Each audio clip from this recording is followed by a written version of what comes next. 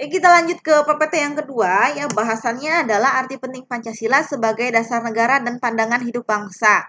Pancasila sebagai dasar negara itu adalah dasar berdiri dan tegaknya negara.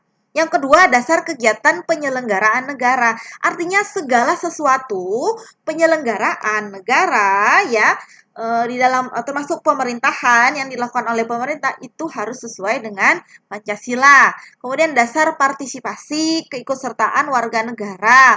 Partisipasi warga itu di mana? Yang pertama misalnya saat pemilu, berpartisipasi sebagai pemilih yang akan memilih atau menjadi orang yang dipilih ya. Kemudian partisipasi lainnya apa? Jadi misalnya apa? Menyuarakan pendapatnya ya. Misalnya menyampaikan kepada pemerintah harusnya begini dan begitu ya, supaya masyarakat lebih sejahtera. Bagaimana caranya? Sampaikan kepada wakil rakyat ya. Jadi kamu kan semuanya punya wakil. Wakilnya di mana? Ada di DPR dan MPR. Sampaikan kepada mereka, ya. Nah, oleh karena itu sangat penting memilih wakil rakyat yang amanah, ya kan? Jujur, bertanggung jawab, gitu ya. Jangan asal milih, gitu ya.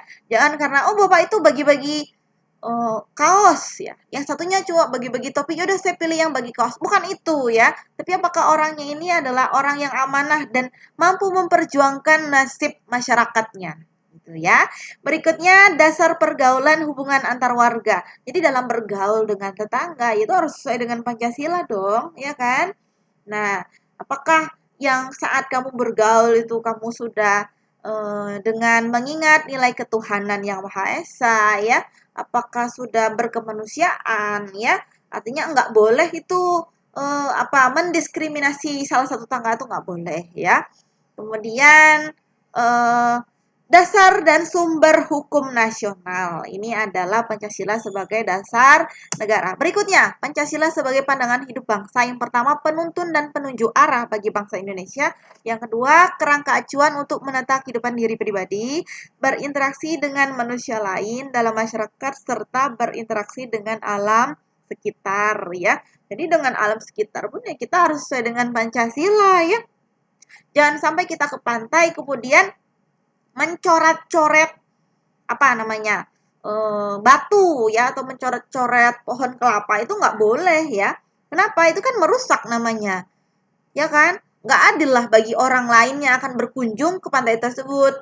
Jadi yang orang lain yang berkunjung setelah kita rusak itu kan jadinya tidak menikmati pantai seindah yang kita nikmati ya, itu namanya merusak, tidak boleh ya. Berikutnya, pentingnya Pancasila sebagai dasar negara dan pandangan hidup bangsa.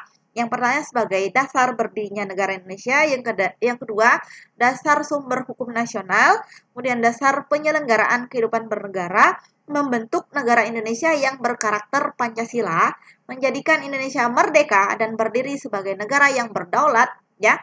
Nah, ini berdaulat itu apa? Artinya apa? Ketika kita bangsa Indonesia mengambil keputusan, yaitu keputusannya didasarkan pada kebutuhan.